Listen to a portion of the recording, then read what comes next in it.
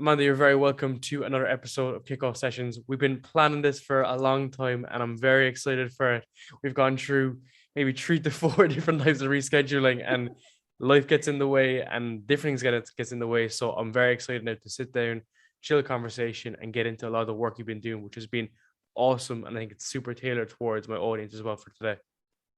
Yeah, timing is everything. So I'm happy that we found the time. Yes, and I think with everything happening in the world and the world continually changing so rapidly, it's just good to have grace and patience with people as they figure out their lives and schedules. 100%. And I know that for myself as well, trying to figure out a part-time job, full-time job as well, and meeting different people and stuff like this. So even with yourself, it's difficult at first when you're getting up and trying to get these things going. So before we get started, if you want to give a short background into yourself and really what got you so interested in the area of marketing and especially engagement, which I think I've become more engrossed with over the last year due to necessity of my podcast, but a lot of people have been doing it as well for multiple different areas or in social media and the effects that it can really have on brands and individuals.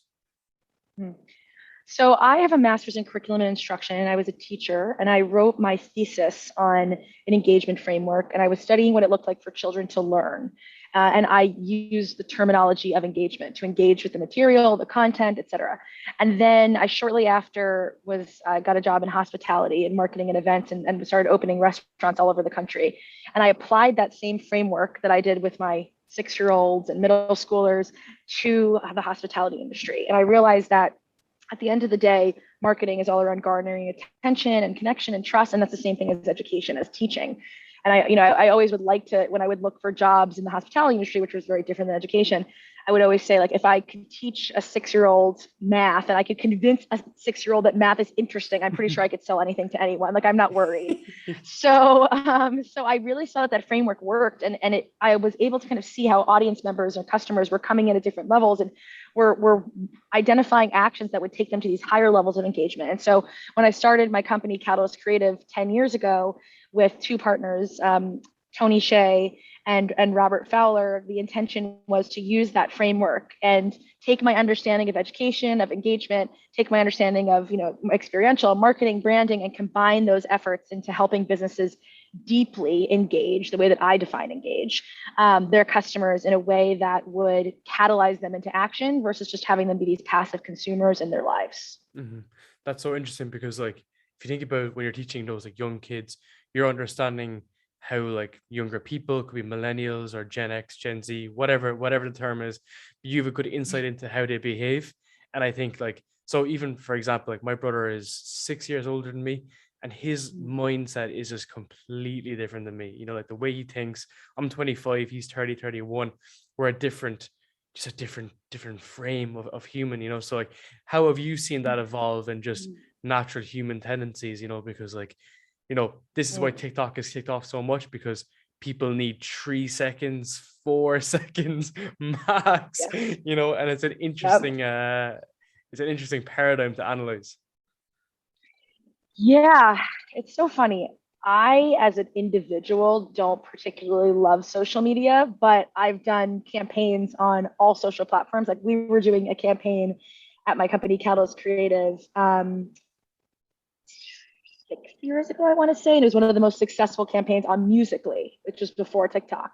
So I think for me, I really think the power of social media is, well, that's probably a longer conversation, but I like to utilize social media as a mechanism for business versus personal use, which is a very elder millennial thing versus like a younger mentality. But the way that I have always looked at my students is, my first graders are now close to your age, and my middle schoolers are millennials. So it's like I had the Gen Z students, and I was a camp counselor for about 12 years. So those were all like Gen Zers, if you will.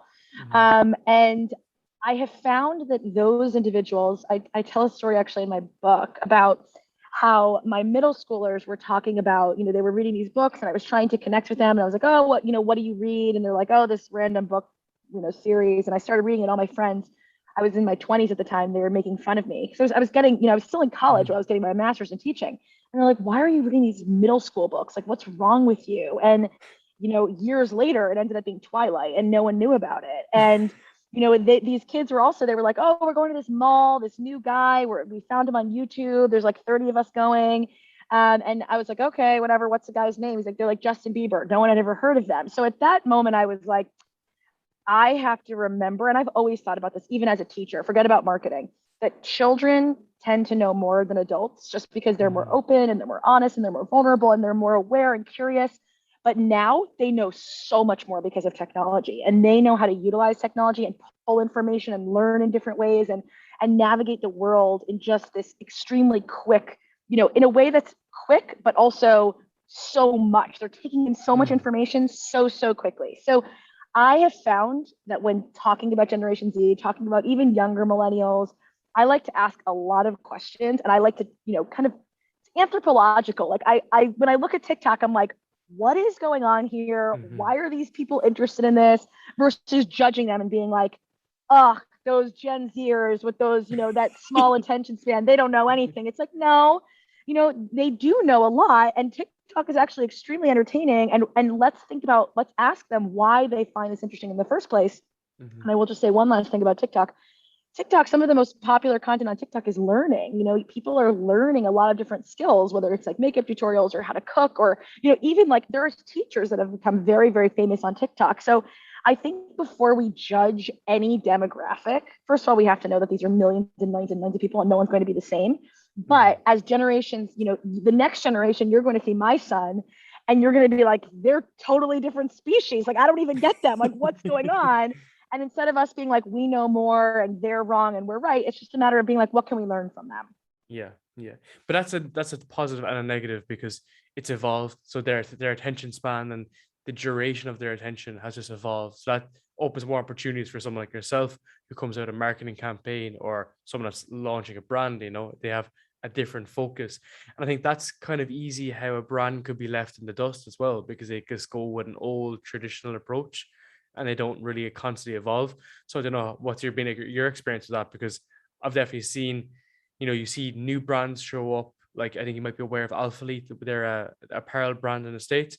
They're very young, they're very, mobile, agile, and they've really hit just like a great audience, connected with people on a deeper level. And as a result, they've grown a huge size. We have a comparison in the UK, which is Gymshark, which has done something great. They have their founder, Ben Francis, has gone into a lot of detail with getting across, his story, his message, connecting with his audience.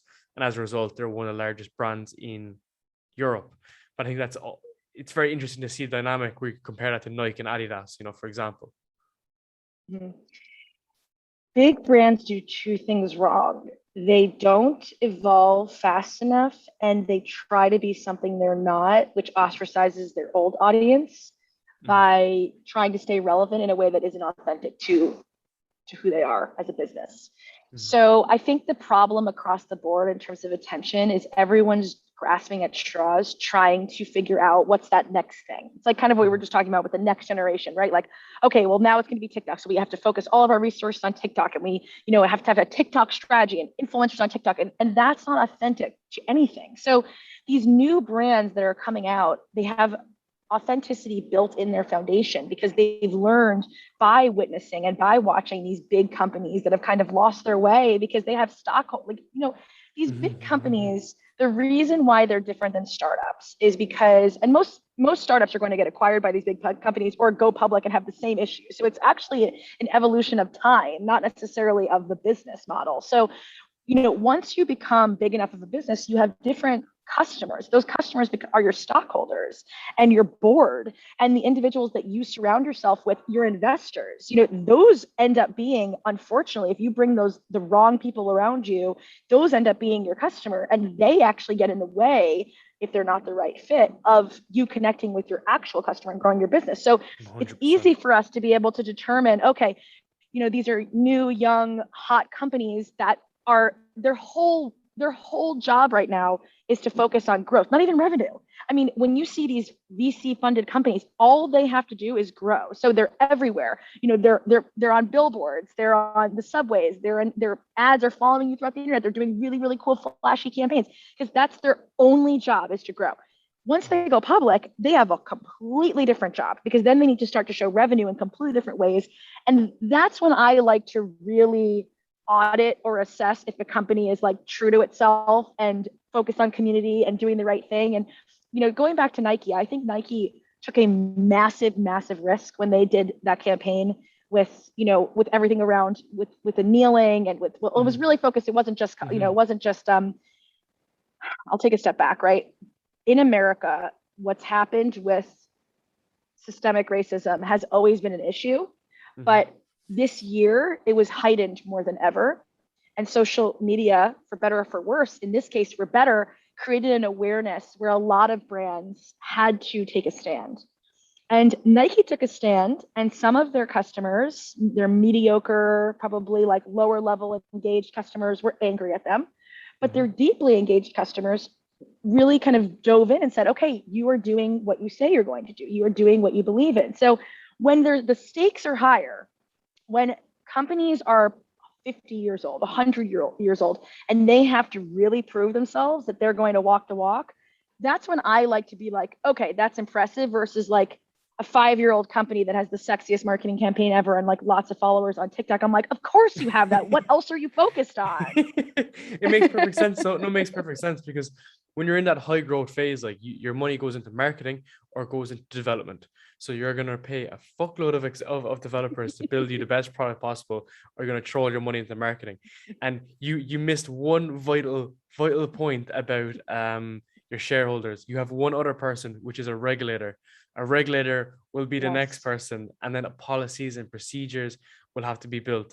And that's the biggest kicker, because people think like startups evolve, or even brands, it doesn't matter what stage you're at. And then you see that transition from, it's like, this brand is just nobody. It's just this moving machine that's in cyberspace. And even me, I feel myself, veering towards that tendency of being robotic at times, because it just makes sense. Like if it's fucking late at night and I'm writing a post for kickoff sessions, it makes more sense to just write something that's simple versus something that's deep in connection, So my next question off that is like, how do you create something that's not boring, monotonous? Because you can just see it. And if you look at the two different brands, you put them side by side, and I know you may not be aware of that Gymshark brand, but just explain to you that they connect with their audience tells you a lot more than what Nike do, for example.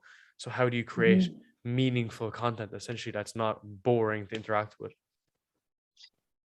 So I'm okay with boring content as long as that's not always. So there's a strategy. So there are 7 levels of engagement. The 7th level is literate thinking. It's when your personal values and beliefs align with a message. So I kind of like to talk through, I ask people to close their eyes and think about an experience with a brand or a job that's changed you and become a part of you. And, for like a lot of people, well, in America, it's like Disneyland, right? Like when you were a kid, you remember that first experience at Disneyland, or your first pair of Jordans, or whatever it may be. Or a job where you're like, okay, I got this job and it changed my whole life and set me on a path, and it becomes a part of your identity.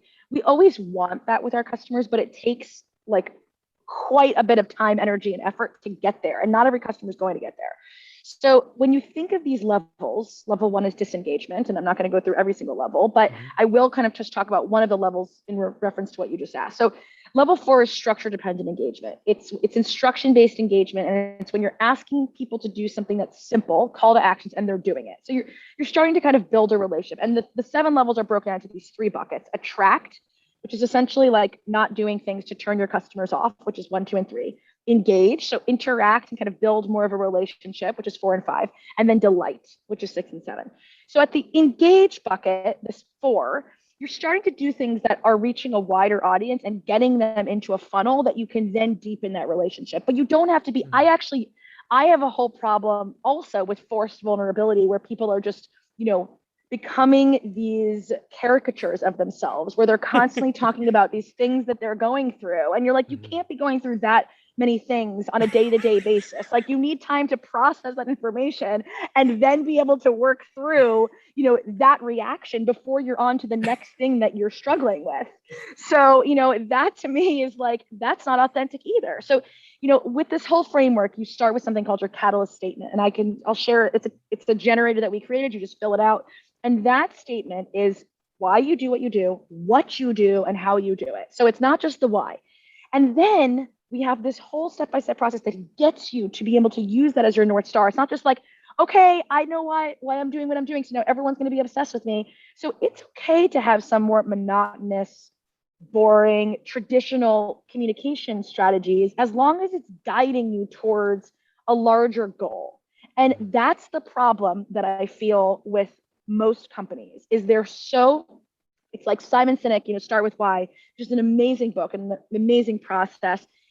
it it's taking some companies to the extreme where they feel all they need is an inspiring intentional message and they'll then Mhm. reach their audience versus doing the work to make sure that that why is embedded in every aspect of their product, of their sales process, of their hiring process, of even their regulatory processes. How does that guide organizations and their communication strategy? So that was a very long answer, but it's okay that it's boring. It's just what are you doing and why are you sending out any message? Whether it's like you sharing about all of the traumatic things that happened to you, which is inspiring, fine, it can help others. Mhm. Or if you're asking someone their favorite color, like it should all lead towards somewhere. It makes sense because it's like you can't have all of everything. So you can't have all of the bullshit backstories, and you also can't have all of like the boring content. So there needs to be like the ebb and flow. And I think that's where people get discouraged, if it's small brands or even big brands, because like let's say for instance they launch a piece of marketing and then it goes really well. And then they contrast it to the next one, it doesn't work out so well. And they're like, oh, what happens? And a good example of that, and I'm not shitting on it, but it is people on LinkedIn. Because LinkedIn is a great platform and people are saying that it's run out of its natural growth and whatnot, but they're just comparing something that happened like last week or last month. And they're saying that I'm not getting this level of engagement, therefore it's running out, and I think that's just very symbolic of like how it's all kind of structured in terms of it's all just part of the puzzle. So it's like what you mentioned something really great there as well about not just saying like why you're doing it, but it's kind of like how you're doing it. It's like what actually is it you're in the weeds of. So if you are really passionate about even like podcasting, like you have to have skin in the game really, and you have to illustrate that with also results. I can't just say that, oh, I just love doing it because I love chatting to you and it's great to get your feedback. I have to show like, what am I doing the other side of it, and guess people buy into that philosophy then. And the last thing you said really Yes. interesting was about bigger audiences. So I like this is a good kind of thing I was thinking about a lot beforehand was about, do you want an audience that's broader and more, kind of shallow, that's not Mm-hmm. deep, or do you prefer something that's more narrow and very deep? So if you are aware of Pat Flynn, he has a podcast called Smart Passive Income, and I was actually chatting about it last night. He's one of the OGs of podcasting, like 2008 guy, and a really, really one of the first. He's a book called Superfans, and his concept is you can have 1,000 true fans, and essentially with this 1,000 true fans, you could pretty much cultivate an entire lifetime because of it, because they'll come and go, but you'll have 1,000 people that will be loyal followers. And I was just chatting about this again last night, but I think that concept is really interesting. So he's not going for reach, he's not encouraging you Mm-hmm. for going for reach, he's saying, go deep. Now, what would be your thoughts on that? It's obviously different for brands that are trying to scale, startups and Mm. whatnot, but Well, first of all, I have to go back to the LinkedIn conversation. I mean, we sorry. have been told, no, no, no, it's, oh no, I love it. I mean, we've been told that engagement is likes, comments, and follows, but that is that level 4 that I was just talking about. It's those simple call to actions like this post, follow this post, share this post, and that's level 4. We're 3 levels from the top. So I like to, kind of use this analogy where we think we're at the summit, but we're really just at base camp, and we have a long way to go. And so as these individuals and these influencers are looking at their comments and their likes, and they're joining these, pods, these engagement pods to get more comments, to get more like, why? What is your long-term goal? Is it sales? And if it is likes and comments, are you going to be an influencer? And how are you going to leverage those likes and comments in order to be able to then get brand partnerships? I don't care how anyone defines engagement. I just care that they know why they're defining it in that way. And they're not just doing it because someone else told them that that's the way they should be defining engagement. So if a brand comes to me and says, I want a lot of Instagram followers, I will say why. I mean, why is that important to you? And how is that helping your bottom line of your business? So that's one answer.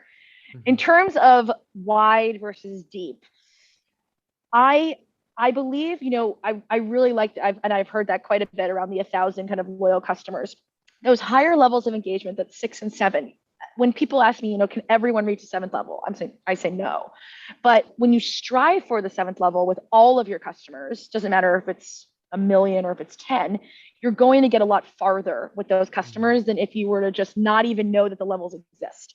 So I believe that striving for those smaller, more engaged customers, the way that I talk about kind of that segmentation is you can have a certain amount of your money going into let's just say the bottom 3 levels. So making sure that you're actually identifying how you're creating a sense of discovery, exploration, targeting to get people into your funnel. There should be a certain allocation of funds towards that. There should be a certain allocation of funds towards engaging with those customers in order to be able to get them to higher levels of engagement. But what the problem that happens is then most companies forget that they should actually be spending, I would say, the majority of their money keeping those customers at those higher levels of engagement. The problem that happens is they get them to these higher levels and they're like, okay, now we need new customers. And it's like, what about those loyal, passionate, committed customers? You're forgetting that they've been with you for 10 years. You're not treating them any differently than if someone, met you yesterday. And to me, it's way more important. It's not about the number. It's about the mindset of allocate funding towards retention and loyalty. And I'm not just talking about like referral and discount codes. I'm talking about true loyalty program. Then just constantly spending your money on growth. Like that's where I think that nuanced approach. It's not like 1,000, 10,000. It's like make sure you keep your highest engaged customers, no matter what that looks like. Let's just say it's 30% of your customer base at the higher levels. Makes perfect sense because that retention comes back and pays dividends to you in so many different aspects. And it makes more sense to someone if you're looking at it from like, say, a subscription model. Like that's the only way you can explain is like, hey, if you want someone to pay your subscription, some subscriptions are fucking crazy these days. Like, it could be really, really high, but like if you have 30% of your customers that are paying a subscription, well, that's now covering all of your expenses, coming over all your bills. So this is like the proof in the pudding. But I think it's like, okay, I'm just selling t-shirts or whatever. And as a result, then people don't cherish it and kind of cultivate it enough, But question I have off that is, how do you like nurture those relationships and go deeper? So like because I would have, like I say, a segment of followers that would be really, really great. Like a woman messaged me last week saying that she listened to 5 episodes in one day. That's like 5 hours of content, So what did you do to respond to her? I sent her a voice note and I just said, thank you so much. And I really appreciate it. But I just thought like things like that. And like, even for me, so I'm moving into Spotify subscriptions when it comes to Ireland. And the idea then will be to offer a lot of additional content, be able to do a lot of kind of like behind the scenes work, new episodes for people that will be in this. So that's kind of the way I kind of classified it. But even from your own perspective, for brands or for people, like how do you nurture these relationships? Because like I heard a comment recently was saying that if you are like an influencer or someone like that, you don't have time to get back to all these people. Like, so if people are messaging you, engaging with your stuff, it was kind of an unpopular opinion, but it was like, you can't actually interact with everyone. So how would you approach it? Well, that's my biggest problem within the influencer industry, because influencers are brands and businesses, and yet they're people. So it's a disconnect because, you want this person to be able to connect with you because you're the one actually making them valuable. That's what's even more disturbing and weird, because influencers aren't actually like, it's not a product. You're not buying anything. They're not real. You make them real. So you have expectations from them where you're like, well, I want this and you're not giving it to me. So you're not real anymore. You're not valuable to me anymore. So that's where I do think a lot of, Patreon and Clubhouse and Spotify and a lot of these companies that are coming out are trying to create strategies that allow for influencers to scale, because they're not scalable. They're individuals, but that's the whole entire point at these higher levels of engagement, are to create scalable mechanisms to continue to make your customers feel seen, heard, and loved. So, one example, Peloton does a really great job of this. They feature a lot of real people on their social media. It's like very simple. I mean, they're really just taking people's social media, looking at the they're probably sifting through their hashtag on Instagram. They have like probably, a community manager that's doing it. They're looking at people's stories. and they're posting it on their social. For you, you could do something where if it was even like, I want to do a 5-minute podcast with that one woman on like why it was interesting, like interview her. Or you could even do it where it was over voice note, where you ask her questions and she writes it back. Or you could do like a blog post where you ask the same 5 questions to people that are most engaged and then feature them on your website. So to me, it's less about, and then I'm not even talking about even more scalable automated systems that personalize emails to a specific list where, if they've been with you a certain amount of time, then you're sending them a completely specific, email list versus if you're traditional, your general audience. So let's say you're launching something new or a podcast is coming out, or you're asking them for feedback, like who do they want to see, or you're saying behind the scenes and you're sending them specific content as you're saying with subscription. But you could do that now. The main point is it's not about a discount code, as I mentioned. It's about making these customers feel seen and special. So that is up to, and big brands can do this. I mean, it's pretty much segmentation, personalization, automation, and communication. Like, it's not the craziest thing in the world. It's just like, look at the people that are opening up your emails the most, look at the people that are ordering the most, from your company, and put them into a personalized list and segment out communication to them and ask them for regular feedback, give them incentives that are interesting, give them more content, just give them something more and make them feel valued. Should you be doing that with every single one of your customers? Yes, you should make every single one of your customers feel seen and feel heard and feel respected. That's the problem with business. I think, again, we're so focused on that hyper growth, we forget that we're dealing with individuals and people. But with those higher level engaged customers, make them feel like they're helping you. That's all they want to do. I mean, if you can't get back to them, then you could literally have an intern go through your messages and send a message that says, sign up for a special list. I would love to, give you the behind the scenes content of everything that I'm up to. Like, you can get back to them. It's just a matter of how. But like influencers, you better start to really change that mentality, because without your audience, and especially those highly engaged audience, you're nobody, because your value depends on your customers' perspective of you. That's a scary It's for crazy. influencers. That's a very scary place to be. That's the first time I've heard that it's not being scalable for influencers, because let's say you look at just followers. So like followers would increase and it gets roles and whatnot, and then social proof evolves and you see someone that has 200k, or you see their brand then that has 50k that's off it, and you're like, oh, this is relatively established. But then I didn't consider the fact that it's not scalable to a degree, because of the fact that when someone's responding and you can't interact with them, you can't actually develop any sort of ongoing relationship, so it's kind of like you kind of cap yourself out. And that's to a lot of occupations or roles that actually you don't think about in much detail. It could be an agency, you're limited to people. It could be a consulting firm, you're limited to resourcing capabilities. So I've even been thinking about that recently, being like, how much hours are available, how much work is actually possible within those periods, and think, okay, I'm even capped out with a lot of stuff. So that's not just applicable to them, it's applicable to pretty much everyone. So it's about building that automated process.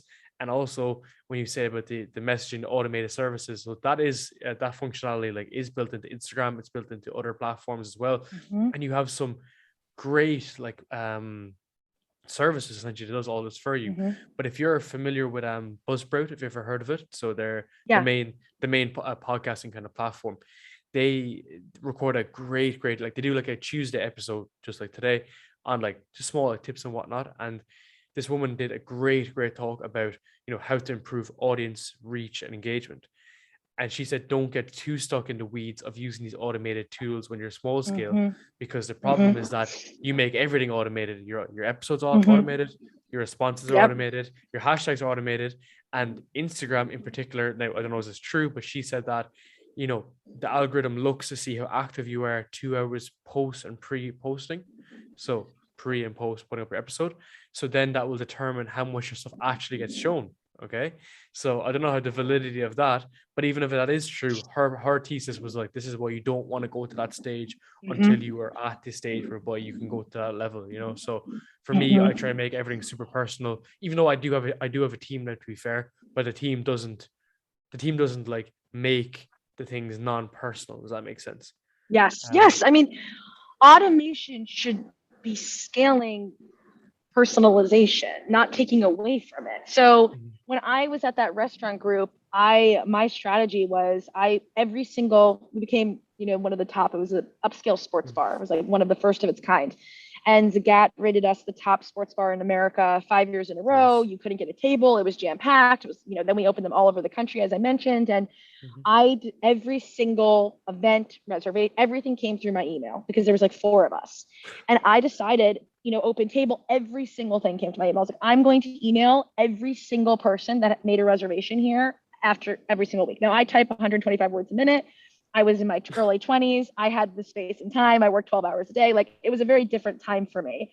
But I emailed every single person. And in those experiences, I found there were some people, because it was so busy early on, some people would say to me, I tried to get in. I brought my boss. A lot of them were like very successful bankers. And, we couldn't get in. The doorman said no. I was so frustrated. I was so embarrassed, whatever. If I never emailed that person, I would have never even known about what they experienced. And I was able to respond and say, I knew that they were at a lower level of engagement. They wanted to engage, but they were distracted. They were at level 3. And I was able to then move them up a level and say, like, okay, here's what I need from you. Come back in, ask for me. I will make sure you're taken care of. There will never be an issue again. And some of those customers, it happened quite a bit in the beginning, because that's just what ends up happening with new startups. There's kinks that they became some of the most loyal customers that spent hundreds and hundreds and hundreds of thousands of dollars. And within my first year, I booked $1 million of events in 1 month, because I was 23 years old. I had no relationships. I literally just built these relationships through reservations. So you never, in the beginning, of course you want to have that personal touch with everyone. You never know who's going to be your 7th level customer. And the other thing is, as you're building your business, you want to be able to interact with these individuals, because you're going to be able to nurture that relationship and determine, what can come from this opportunity and this experience. If you're just automating everything, you might never know if the person on the other side listening to your podcast might be an investor of podcasts that could like scale your business because you've automated 100%. it. So it's a balance of being a human being and recognizing that the more time and energy you could put into your relationships, the better. And as you scale as a business and have a product, it's not going to be possible as a CEO to be able to do that. And so how are you still investing in that community aspect? How are you still investing in making these people feel seen, heard, and loved in a way that makes them feel like they're a part of what you're creating and you're prioritizing it, but you're not doing it all on your own? Makes perfect sense. You have to be into detail at the beginning, and as you said, with the opportunities, and that's exactly where I've seen it now, because we just recently chatting to a guy, and I was thinking, like, he was like, what's the story? Like, are you trying to like make it in podcasting or whatever? And I was like, I don't actually think that's where the opportunity is. I don't think the opportunity is just recording an episode and then getting paid for it. I was like, I think there's just so much other things. And he was like, why do you think that? And I was like, because I spend hours all the time editing, recording, managing pipelines, managing guest messages, just like trying to figure like things out, like admin stuff, and I was like, it's filthy, same with you, the reservation stuff, I was like, it's filthy. And I was like, there's loads of just different opportunities that are there. It could be like automated tools, it could be Chrome extensions, it could be 101 different things, but I think it's just like serving time in the trenches. Now, again, who am I at the end of the day? I'm 10 months into this, but I'm trying to say that there's so much value in actual being in the detail of what you've been, somewhat interested in, and then you've been building from it there, and you're about to take it to the next level. Well, you can, because you've got this broad-based knowledge of everything. Absolutely. I think people don't realize, they think that, okay, I have a podcast and the only way that I can show value is by the amount of listeners, subscribers, et cetera, when in reality, that awareness and assessment of the business at large and what could improve the industry you're a part of that's a higher level of engagement. So level 6 is critical engagement. It's when you're inspiring someone to set goals to make a difference in their life. So 5, I'm going to just say as well, is self-regulated interest. When you're piquing someone's interest, getting them excited, like what's in it for them, whether it's a sweepstakes or, a discount or a referral code. But that 6, that jump from, okay, I'm starting to engage with you, I'm starting to ask you things, you're interacting with me, I'm starting to pique your interest, getting you excited, what's in it for you. Now I want to inspire you to think different, to set goals in your life. That's a big jump. And the way that you do that is by becoming a thought leader and I use that word.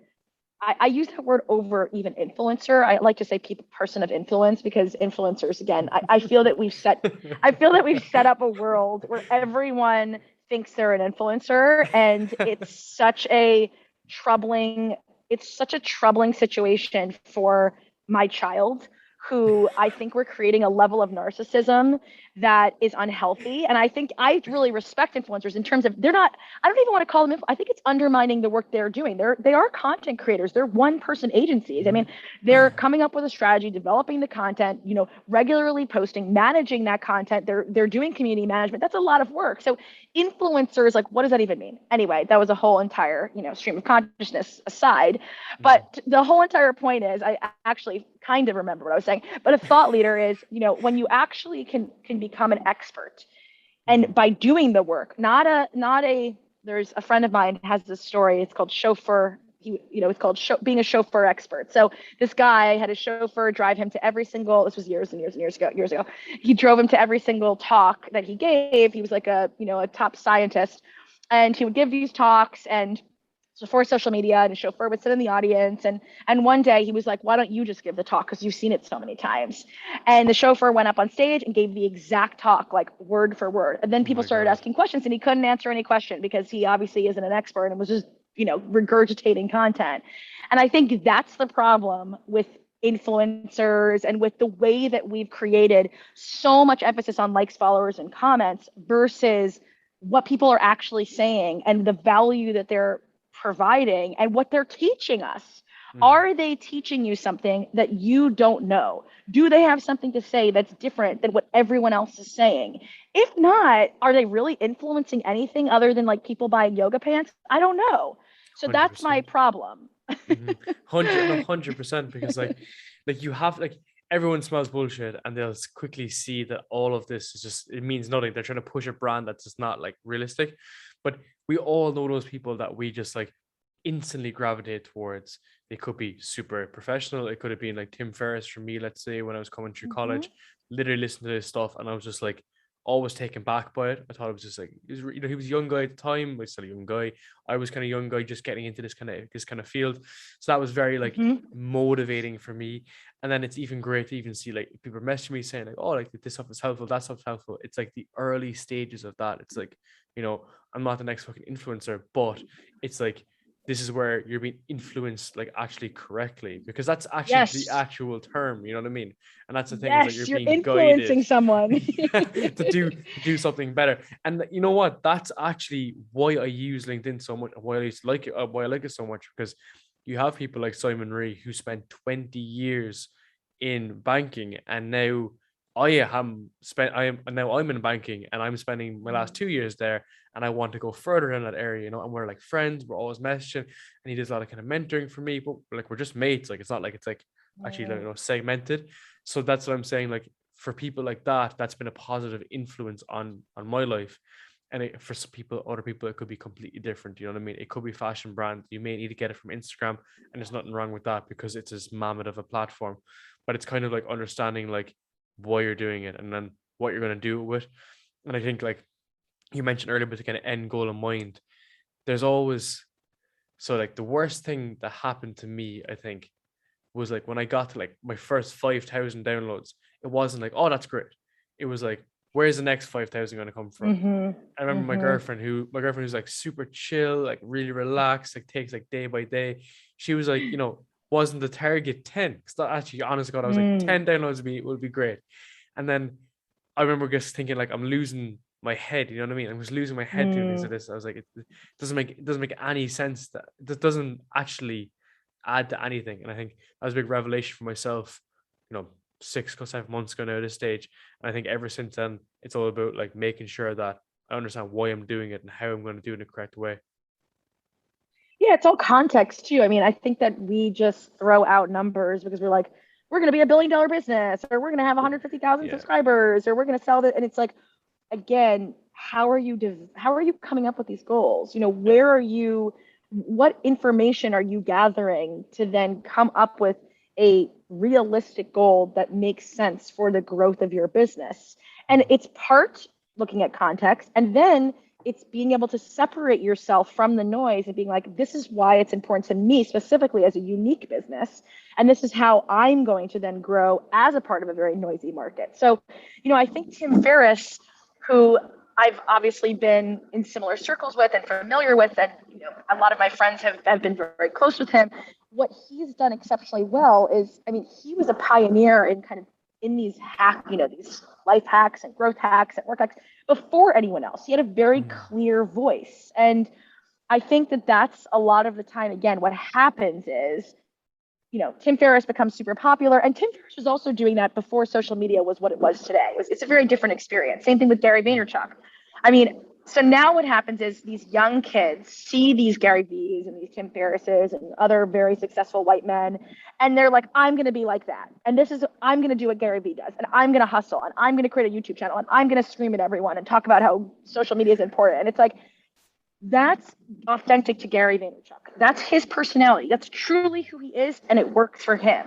But you can't just replicate that and think that it's going to work for you if that's not who you truly are. And also, why are you doing what you're doing?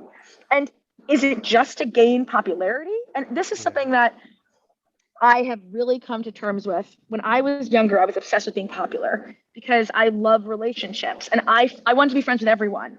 And thankfully, there was no social media when I was growing up, because I fear that if there was social media when I was in high school, I would have become obsessed with becoming an influencer. It would have been so tragic in my mind of how many followers I had, how many likes, and I'm just so grateful that I had, because I was already obsessed with being so popular and already obsessed with literally knowing everyone and anyone and what was going on, who was dating who, and what. The idea of just having social media amplify that pressure of being social and being liked and being all these things that kids are just dealing with naturally it's too much. So I think we have to separate ourselves from the vanity metrics that social media have told us are important and ask ourselves, even if we influence one person, isn't that incredible that you've had a positive influence on that one woman that listens to 5 of your podcasts? Like, that's incredible. That's the focus versus like, I need 10,000 more downloads of a bunch of schmoes that probably will never listen to this anyway, or maybe will listen to one and then forget I existed. Exactly, because again, at the end of the day, like, you're trying to mirror yourself off someone else and try to just be someone else. You know what I mean? And like, Tim Ferriss is the perfect example. Like, he was just doing all this stuff himself. He was like, Yes. his first company, it was like a protein company. He was like 20 hours in his office a day, and he just like hated his life as a result. And I actually read the 4 Hour Work Week again when COVID hit. And if you read the book, like, it sounds like it didn't age well. But it's funny because like the way it is at the moment, like, everyone's like, oh yeah, work from home, whatever. So he's obviously like super pissed off about that. But it's funny because like the book is, when it was written for its time, it's decades ahead of its time. It's literally Yes. 20 years ahead of its time. And that is like, Yes. and as you said there, he was like forward thinking, he was doing his life hacks.